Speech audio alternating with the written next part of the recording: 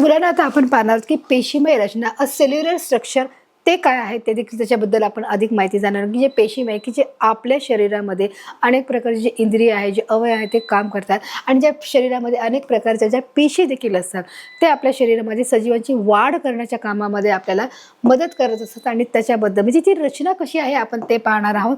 चित्राच्या माध्यमातून आपण समजणार आहोत की वरील सर्व माहिती ही वाचून तुम्हाला काही प्रश्न नक्कीच पडले असेल की आतापर्यंत आपण जी हर एक प्रकारची जी माहिती पाहिली आहे सर्व माहिती आपण वाचून पाहिली आहे आणि चित्राच्या माध्यमातून देखील समजलं आहे आणि काही प्रश्न देखील पडले असतील की असे की हे सजीव कसे आहेत, हे सजीव कसे आहेत व ते कसे तयार झाले की जो हर एक प्रकारचा जो सजीव आहे म्हणजे जे प्राणी आहे जे पक्षी आहेत आणि जे आपले मानव प्राणी आहे की त्यांच्या जीवासारखा किंवा त्यांच्यासारखा दिसणारा सजीव निर्माण हा कसा काय होत असेल ते त्याच्यामध्ये कशा प्रकारे ते कार्य होत असेल की जेणेकरून हे नवीन जे मूल आहे किंवा जे पिल्लं आहे ते जन्माला येत असतील आणि हे जे तुम्हाला प्रश्न पडले असेल की हे सजीव कसे आहेत आणि त्यांची जे कसे तयार होते त्याचं प्रोडक्शन आहे ते कशा प्रकारे ते तयार होत आहे हे देखील सांगत आहे की अशा प्रकारे आपल्या शरीरामध्ये बघा शरीर तयार करण्याचं हे काम या पेशीच्या माध्यमातून होत असते. हे देखील आपण बघा इथे पाहतो की कशा प्रकारे शरीर मुलांची वाढ झाली की पेशीची देखील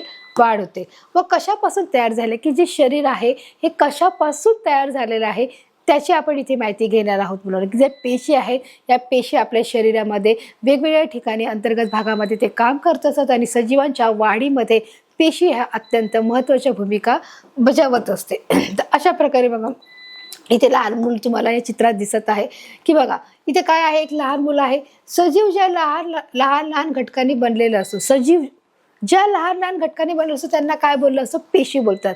की जेव्हा सजीवांची वाढ जेव्हा एक सजीव निर्माण होत असतो मग तो मुलांनो वनस्पती असू दे किंवा एखादा प्राणी असू दे पक्षी असू दे किंवा एक लहान जेव्हा जीव असतो मानव प्राण्याचा जो एक जीव आहे की तो छोटा जे बाळ आहे की ते कशा अनेक छोट्या छोट्या पेशी त्याला काय बोलले जातं, सेल बोलले जातं.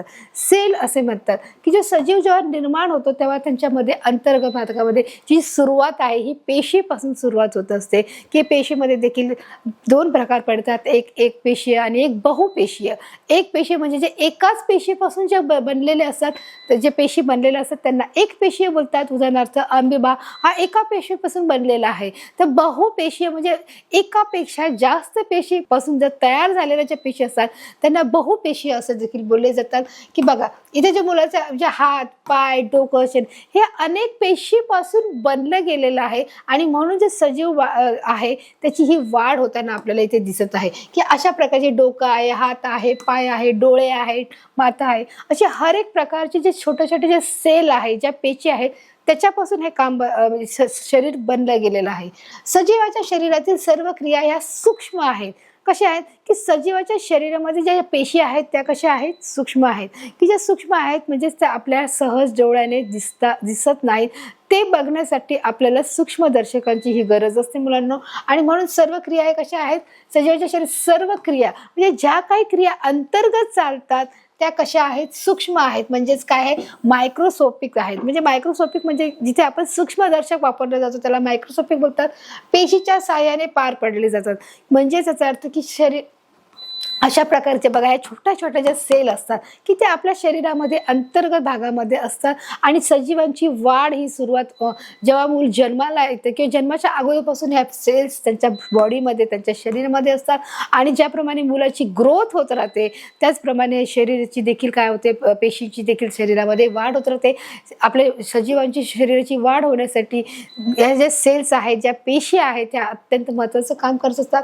अशा प्रकारच्या ह्या गोल सेल्स आहेत तुम्ही पाहू शकता की जे लाल सारखे जे रक्ताच्या आकार की आपण जर रक्त जसं लाल आहे तसं हे जे पेशी आहेत आपल्या शरीरामध्ये देखील ज्या बघा पेशी आहेत, ज्या तांबड्या पेशी आहेत, पांढऱ्या पेशी आहेत, हे काय काम करत असतं आपल्या शरीरामध्ये येणारे जे विघातक जे द्रव्य आहेत किंवा ज्या बाहेरून जे शत्रू आहेत किंवा आपल्याला आजार झालो, आपल्या आजारी पडल्यानंतर आपल्या शरीरामध्ये इतर जे जीवाणू आणि विषाणू जे काम करत असतात, त्या जीवाणू विषाणूंना नष्ट करण्याचं जे काम आहे त्या पेशी करत असतात मुलांनो. आपल्या शरीरामध्ये ज्या पेशी आहेत, तांबड्या पेशी आणि पांढऱ्या पेशी आहेत, ते देखील काय एक संरक्षक भिंत म्हणून आपल्या शरीराला ते काय करतात, सांभाळण्याचं काम करत असतात.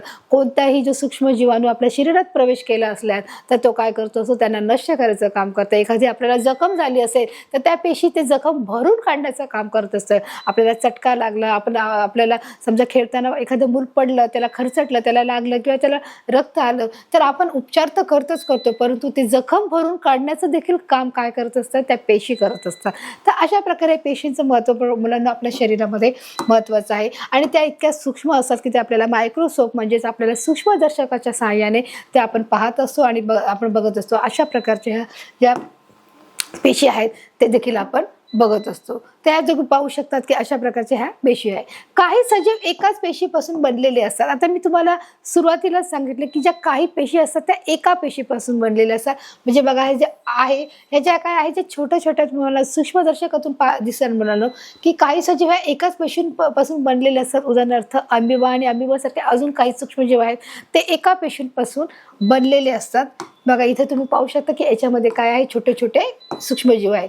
त्यांना एक पेशी सजीव बोलतात. की जे एका पेशीपासून जे बनले आहेत त्यांना एक पेशी सजीव बोलतात. जे एकापेक्षा जास्त पेशीपासून जे बनले जातात त्यांना बहुपेशीय असे देखील बोलले जाते. बघा अशा प्रकारे हा अमिबाचं जे चित्र आहे, अमिबाला आकार नसतो मुलांनो आणि त्याच्यामुळे बघा अमिबाला आकार नाहीये आणि मग तो काय आहे, एक पेशी सजीव आहे. तर जे सजीव अनेक पेशीचे बनलेले असतात म्हणजे एकापेक्षा जास्त काय झालंय, अनेक इथे काय शब्द आला आहे की जे सजीव अनेक पेशीचे बनलेले असतात तर त्यांना काय बोलले जातात, बहुपेशीय असे बोलले जातात. एकापेक्षा जास्त जेव्हा पेशी असतात तेव्हा त्यांना बहुपेशी बोलले जातात. म्हणजे आपल्या जे शरीराची ग्रोथ व्हायची असेल, वाढ होण्याची असेल, आपल्या हात पाय मेंदू डोके डोळे नाक ते सर्व पेशींची आपल्याला गरज भासत असते आणि ह्या पेशी आपल्या सजीवांच्या वाढीसाठी फार आवश्यक असतात. हे देखील मी तुम्हाला सांगितलेलं आहे.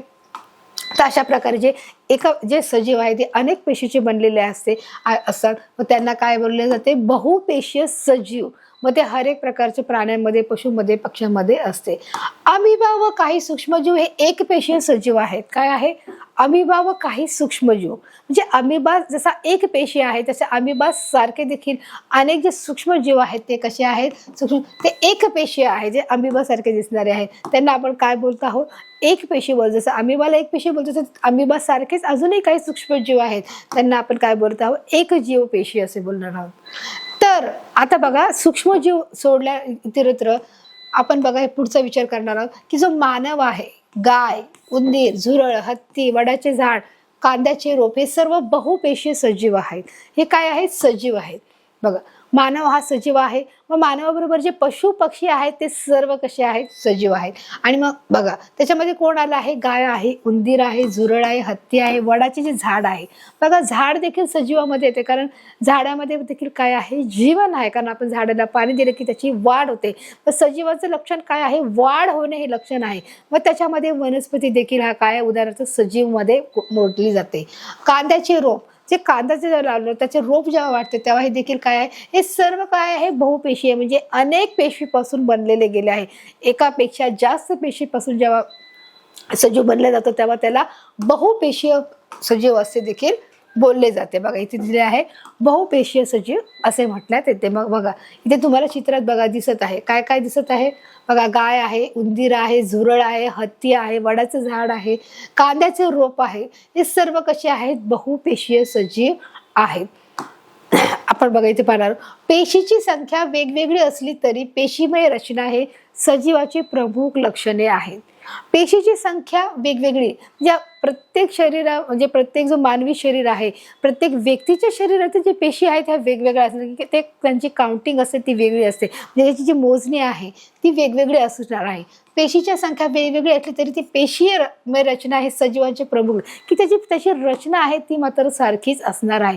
फक्त कमी जास्त फरक असणार आहे. जसं आपण म्हणतो प्लेटलेट कमी झाल्या शरीरातल्या आपल्या जर पेशी जर कमी झाल्या तर आपल्याला आजार होण्याची शक्यता आहे किंवा आपल्या शरीरात बिघाड होतो त्यामुळे. आणि मग आपण डॉक्टरकडे जातो तेव्हा डॉक्टर बोलतात की शरीरातल्या तांबड्या पेशी किंवा वाईट पेशी या काय झालेल्या आहेत कमी झालेल्या आहेत. मग ते कमतरता भरून काढण्यासाठी देखील आपल्याला काही सप्लिमेंट्स घ्यावी लागतात, काही आपल्याला औषधं घ्यावी लागतात आणि काही फळे देखील आपल्याला खावी लागतात, जेणेकरून आपल्याला या पेशी आपल्या शरीरात पुन्हा रिकवर करण्यासाठी किंवा पुन्हा त्या शरीरामध्ये त्याची निर्मिती होण्यासाठी, वाढ होण्यासाठी आपण त्या गोष्टी करत असतो. आणि म्हणून इथे बघा दिली पेशीची संख्या ही वेगवेगळी असते. म्हणजे हर एक मनुष्याच्या शरीरामधली जी पेशीची जी संख्या आहे ती वेगळी असणार आहे, की कमीत कमी एवढं तरी हवंच आहे. मिनिमम अँड मॅक्सिमम, कमीत कमी आणि जास्तीत जास्त. मग कमीत कमी किती हवंय ते एवढं तरी हवे, मग जास्तीत जास्त इतकं असते. तर त्याच्यापेक्षा जर जास्त प्रमाण झालं तरी शरीराला बाधा होऊ शकते. आणि कमीत कमी जरी पेशीची संख्या जरी कमतरतेपेक्षाही जर कमी असेल तरी देखील शरीराला काय होऊ शकते, बाधा होऊ शकते, त्रास होऊ शकतो आणि व्यक्ती आजारी पडू शकतो. म्हणून ह्या दोघांचाही बॅलन्स ठेवणं हे गरजेचं आहे, की आपल्या शरीरातील ज्या पेशी आहेत त्याची समतोल राखणं, त्याचा बॅलन्स ठेवणं हे फार गरजेचं आहे. तर अशा प्रकारे सजीवांची प्रमुख लक्षणं आहे. पेशीची संख्या वेगवेगळी असली तरी ते पेशीमध्ये जी रचना आहे, जी त्याचे स्ट्रक्चर आहे, रचना म्हणजे जे स्ट्रक्चर आहे ते सजीवांचे प्रमुख लक्षण आहे. म्हणजे सजीव आहे कशामुळे आहे, पेशीमुळे आहे.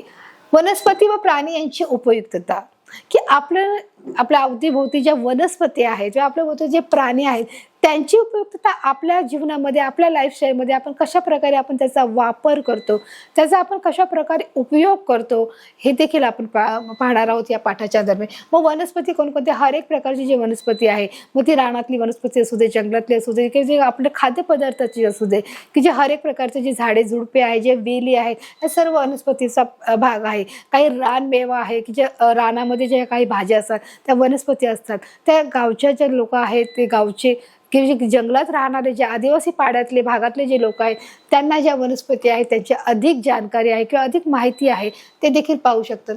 ते त्यांना ओळखता येते आणि ते त्याची वनस्पती म्हणून, जी भाजी म्हणून त्याचा उपयोग करतात. प्राणी, मग प्राण्यामध्ये सगळे आले. कोणते आले, जे पाळीव प्राणी आले, हिंस्र प्राणी आले, डोमेस्टिक आणि वाईल्ड ॲनिमल हे दोन्ही प्रकारचे आले.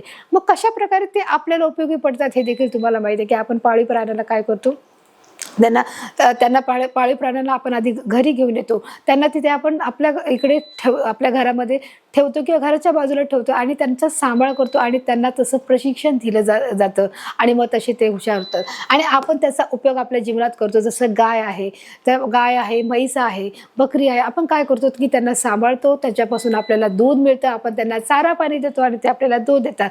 म्हणजे जेणेकरून आपण त्यांचा सांभाळ जर केला तर सांभाळामुळे आपल्याला काय होतं की एक आर्थिक उत्पन्नामध्ये देखील भर पडली जाते आणि समृद्ध आपण त्याच्यापासून होऊ शकतो. तर अशा प्रकारे जे प्राणी आहेत त्यांची देखील आपण काय करत आहोत, काळजी घेत आहोत आणि ते देखील आपल्याला भरपूर प्रमाणात उपयोगी पडतात. तर चला तर पाहूया की अशा प्रकारचे कोणकोणते प्राणी आहेत ते देखील आपण पाहणार आहोत. उपयुक्त सजीव, उपयुक्त म्हणजे जे सजीव उपयुक्त आहेत, म्हणजेच useful living things. Useful living things म्हणजे उपयुक्त सजीव. मग उपयुक्त सजीव कोणकोणते आहेत ते देखील बघणार आहोत, की जे हर एक प्रकारचे जे सजीव, मग त्याच्यामध्ये सर्व प्रकार आले, प्राणी आले, वनस्पती आले, पशु पक्षी, सर्व प्रकारचे. घरगुती तसेच औद्योगिक उपयोगासाठी वनस्पती वापरतात. बरोबर, की आपलं घरगुती म्हणजे काय सांगितलं, घरगुती म्हणजे आपण घरात वापरण्यासाठी, म्हणजे जी काही वनस्पती आहे ती आपण घरामध्ये देखील वापरतो आणि त्याचाच उपयोग आपण औद्योगिक उपयोगासाठी म्हणजे औषधे बनवण्यासाठी देखील त्याचा वापर केला जातो.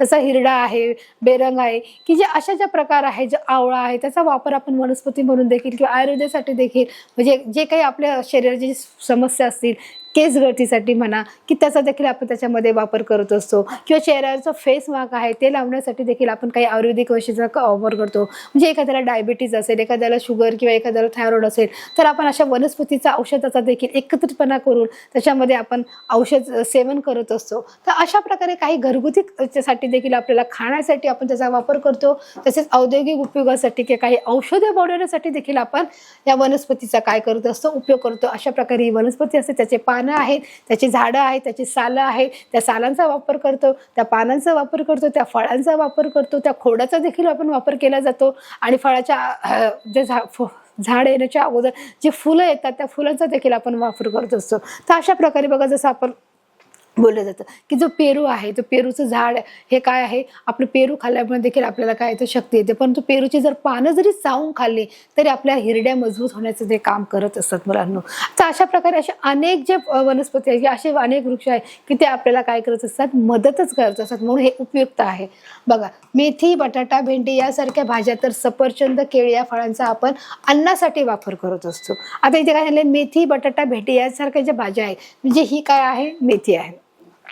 आता पुढे बघा, मेथी हा आहे, बटाटा आहे, ही भेंडी आहे, काय आहे, यासारख्या भाज्या तर सफरचंद, केळी या फळांचा आपण अन्नासाठी वापर करतो. अन्नासाठी वापर करतो का? तुम्ही तर बोलाल की सफरचंद आणि केळं आहे तर फ्रूट आहे, याचा कसा अन्नासाठी वापर करतात? तर काही डिलिशियस डिझर्ट बनवण्यासाठी देखील सफरचंद आणि केळीचा आपण वापर करत असतो.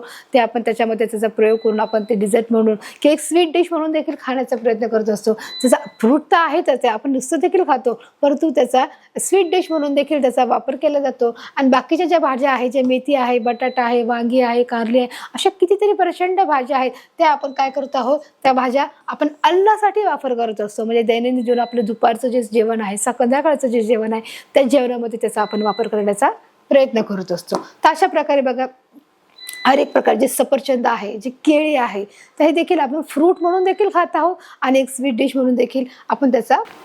आता काही ज्या वनस्पती आहेत बघा, जे आयुर्वेदिक आहेत, अडसूळ आहे, हिरडा आहे, बेडा आहे, शतावरी आहे, यांचा औषधासाठी वापर होतो. जे औषधासाठी की ज्या बाकीच्या ज्या गोष्टी आहेत, जसं आहे आपण पाहू शकतो की बडीशोप आहे, अडसूळ आहे, हिरडा आहे, बेडा आहे, शतावरी आहे, तर यांचा देखील पाण्यामध्ये वापर करून आपण पिऊ शकतो. आपण दुधामध्ये पिऊ शकतो, जी शतावरी आहे ते पिऊ शकतो.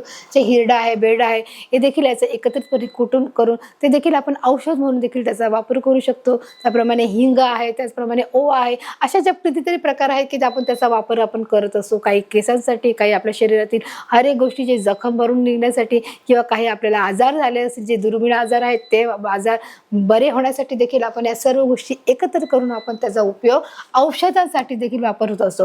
मग हे जे तुम्हाला दिसत आहे ते कसलं आहे, अडसुळाचं काय आहे, झाड आहे. हे आहे हिरडा आहे, हे आहे बेडा आणि हे काय आहे, शतावरी आहे.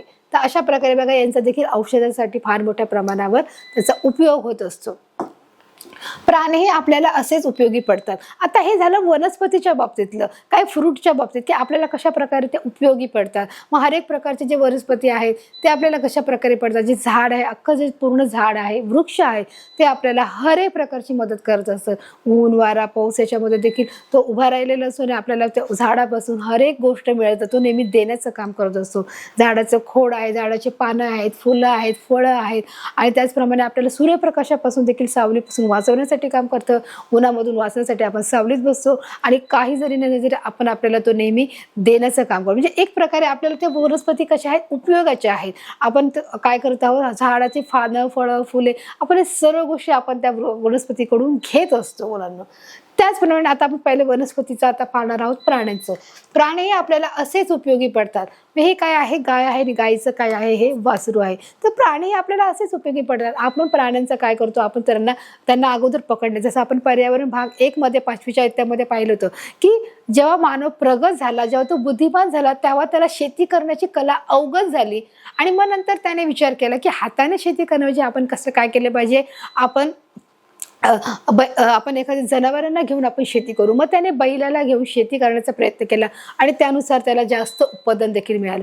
मग त्यावेळेस त्याला कळालं की आपण जनावरांचा उपयोग करू शकतो. त्याच्या अगोदर मानव जनावरांचा उपयोग करत नव्हता. तो स्वतःची शेती करायचा, स्वतःच अन्न तयार करायचा, स्वतःच अन्न शोधण्यासाठी देखील तो बाहेर पडायचा. परंतु जेव्हा बुद्धिमान मानवाचा जेव्हा विकास झाला आणि तो जेव्हा शेती करू लागला, तेव्हा त्याला एक शेती करण्यासाठी, त्याच्या मदतीसाठी ह्या सर्व जनावरांचा वापर करायला लागला. मग तो वापर करायला शिकू लागला.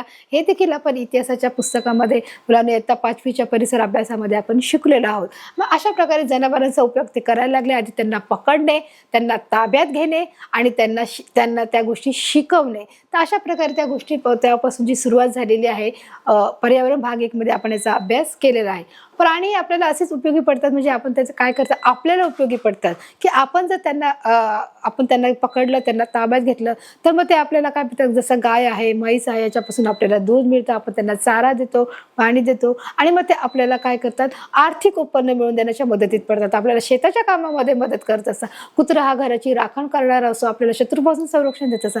मग अशा प्रकारे त्यांना समजायला लागलं की आपण काय केलं पाहिजे, प्राण्यांना हे पाळलं गेलं पाहिजे. हत्तीला देखील पाळावं लागतं कारण जी जड कामं आहे, अवघड आहेत की एखाद्या जंगलातून झाड तोडून आणलं आहे तर एवढं आपण कसं काय झाडं तोडून आपण आणू शकतो, तर ती जड अवजड कामं आहेत ती आपण काय करू शकतो, हत्तीच्या पाठीवर ठेवून ते आणण्याचं काम असेल. गाढव आहे त्याच्या देखील पाठीवरती सामान नेण्याची देखील व्यवस्था होऊ लागली. तर अशा प्रकारे मानव काय करू लागला, प्राण्यांचा देखील उपयोग करू लागला. हे देखील आपण परिसर अभ्यास 1 मध्ये पाहिलेलं आहे. मग आपण काय काय पाळलेलं आहे, कुत्रा पाळलेला आहे, मांजर पाळलेली आहे, गाय पाळलेली आहे, म्हैस पाळलेली आहे. तर प्राणी हे घरगुती उपयोगासाठी पाळले जातात. हे घरगुती उपयोगासाठी म्हणजे कुत्रा देखील हा घरगुती उपयोगासाठी आहे. हा चोरांपासून संरक्षण मिळण्यासाठी आपण त्याला पाळत असतो. मुलांना जे कुत्रा आहे, मांजर आहे, मांजर का पाळली जाते की मांजर घरामध्ये जे काही बाहेरच्या ज्या गोष्टी येतात, साप म्हणा, विचू म्हणा की ज्या अजूनच्या छोट्या गोष्टी असतात जे विषारी असतात, मग त्याची जिकडे आपली नजर जाऊ शकत नाही तिथे त्यांची नजर जाते आणि मग मांजर त्याच्या काय करते, त्यांना पकडण्याचं काम करते, ते ओरडण्याचं काम करते. गाय आणि म्हैस याच्यापासून देखील आपल्याला दूध मिळण्याचं देखील काम केलं जातं. अशा प्रकारे गायीपासून आपल्याला शेण देखील मिळतं, ते देखील अंगण सारवण्यासाठी अंगण सारवण्यासाठी देखील जमीन सारवण्यासाठी त्याचा वापर केला जातो. तर अशा प्रकारे हा घरगुती उपयोगासाठी की आपल्या घरातल्या कामासाठी आपण त्यांचा काय केला जातो, वापर केला जातो. हे देखील आपण इथे पाहिलेलं आहे. आता बघा इथे काय दिलंय, मासे, मेंढी. आता अजून कोणकोणते आपल्याला उपयुक्त प्राणी आहेत ते आपण पाहणार आहोत, त्याची लिस्ट बघणार आहोत. आता इथे मासे पाहिले बघा मुलांना. आता बघा इथे काय आहेत, मासे आहेत. पाण्यामध्ये असणारे जे मासे आहेत, या माशाचा उपयोग आपण काय करतो हे सांगायलाच नको. आपण मासे काय करत असतो, खात असतो. जे नॉन व्हेजिटेरियन आहेत ते काय करतात, फिश देखील खात असतात. मग मासे कुठे आहेत, पाण्यामध्ये आहे. मग मासे देखील आपल्याला उपयोगी पडतात. मासे आहे, मेंढी आहे, कोंबडी आहे, बकरी आहे, यांचा देखील आपण उपयोग अन्नासाठी होत असतो. बरोबर आहे की या सर्व गोष्टीचा देखील आपण काय करत असतो, उपयोग करत असतो. आपण जीवन जगत असताना या गोष्टी देखील आपल्याला उपयोगाचे असतात. आता बघा इथे काय दिलं आहे, घोडा आहे, बैल आहे, उंट आहे. हा घोडा, बैल आणि हा उंट यासारखे प्राणी विविध व्यवसायांसाठी उपयोगी पडतात. कोणत्या व्यवसायासाठी उपयोगी पडतात मुलांनो, बघा इथे काय दिलंय, घोडा, बैल आणि उंट. घोडा बैल काय करत आहे, घोडा गाडी असते बघा की जेव्हा पूर्वीचे राजे महाराजे हे काय करत असतात, घोड्यावर बसूनच असत. बरोबर की जे फार पूर्वीचा व्यापार आहे हा घोड्यावर बसून व्यापार करायचे. त्याचप्रमाणे बैल हा शेताच्या कामासाठी वापरला जायचा. तसेच उंट आहे, याची देखील सवारी म्हणून किंवा वाहन म्हणून देखील त्याचा वापर केला जात आहे. घोड्याचा वाहन म्हणून वापर केला जात आहे, बैलाचा देखील वाहन म्हणून वापर केला जात आहे. बैलगाडी ज्याला जोडली जाते त्याला बैलगाडी बोलतात. शेताच्या कामासाठी देखील बैलाचा उपयोग होत आहे. आणि उंटचा देखील सामान त्याच्या पाठीवर बसून नेण्यासाठी किंवा स्वतः त्याच्यावरून एका ठिकाणी दुसऱ्या ठिकाणी जाण्यासाठी वाहन म्हणून देखील याचा वापर केला जात आहे. आणि म्हणून हे प्राणी विविध व्यवसायासाठी म्हणजे हर एक आपल्याला जी गरज आहे, आपल्याला पाहिजे तर आपण त्याला शेतामध्ये देखील राबवू शकतो, आपल्याला पाहिजे बैलगाडीसाठी देखील राहू शकतो. घोडा म्हणजे कशासाठी, की आपल्याला एका ठिकाणी दुसऱ्या ठिकाणी जाण्यासाठी. त्याचप्रमाणे उंट आहे, त्याला देखील एका ठिकाणी दुसऱ्या ठिकाणी जाण्यासाठी आणि सामान उंटाच्या देखील पाठीवरती सामान लादून पुन्हा एक दुसऱ्या ठिकाणी घेऊन जाण्यासाठी आपल्याला विविध व्यवसायासाठी हा आपल्याला उपयोगी पडत आहे. अशा प्रकारे आपल्याला हे सर्व जे पाळीव प्राणी आहेत त्यांचा आपल्याला आपल्या दैनंदिन जीवनामध्ये उपयोग पडत आहे. गांडूळ हा प्राणी शेतीसाठी अत्यंत उपयोगी आहे. गांडूळ हा प्राणी शेतीसाठी अत्यंत. गांडूळ कुठे असतात, की जिथे माती असते, जी भुसभुशीत जी माती असते, जी थोडीशी ओलसर असते. कोरड्या मातीमध्ये कधीच गांडूळ नसते मुलांना. की गांडूळ हा कुठे असतो, एका मातीमध्ये असतो आणि तो सहसा शेतामध्ये आपल्याला आढळतो. आपण पाहिलं की गांडूळ हा शेतकऱ्याचा मित्र आहे. का बरं मित्र बनला गेला आहे, कारण जो शेतामध्ये जे आपण जमिनीमध्ये जेव्हा ते गांडूळ असतात तर जमिनीतले जे छोटे छोटे कीटक आहे, जे कृमी आहेत, ते खाण्याचं काम आहे ते गांडूळ करत असतो. म्हणजे याचा अर्थ की शेतकरी जेव्हा बी पेरत असतो, जेव्हा पेरण्याचं काम चालू असतं, मग ते जर त्याच्यामध्ये जे छोटे छोटे जे कीटक आहे, जे कृमी आहेत, त्या जर तशाच वाढत राहिल्या तर शेतातलं जे अन्नधान्य आहे ते देखील खराब क्वालिटीचं निघू शकतं, खराब जातीचं निघू शकतं. आणि त्याच्यामुळे गांडूळ काय करत असतो, या शेतामध्ये असलेल्या मातीमध्ये असलेले जे काही कीटक आहे, जे कृमी आहे त्यांना खाण्याचं काम करत असतो आणि म्हणूनच आपण त्याला काय बोलतो, शेतकऱ्याचा तो काय आहे, मित्र आहे असे बोलले जाते. आणि हा प्राणी शेतीसाठी अत्यंत उपयोग आहे. बघा इथे पण दिले आहे की अत्यंत उपयोगाचा आहे तो, कारण तो शेतकऱ्याची एक प्रकारे काय करत असतो, मदतीचं काम करत असतो. बघा ही काय आहे, माती आहे. मातीमध्ये तो काय करतो असतो, आतमध्ये जाऊ बसतो आणि मातीमध्ये असलेले हर एक प्रकारचे जे छोटे छोटे कीटक आहेत त्या कृमींना खाण्याचं काम करतो आणि म्हणूनच त्याला तो काय करत आहे, एक प्रकारे तो शेतकऱ्याची मदतीचं काम देखील करत आहे. बघा अशा प्रकारे तुम्ही पाहू शकता.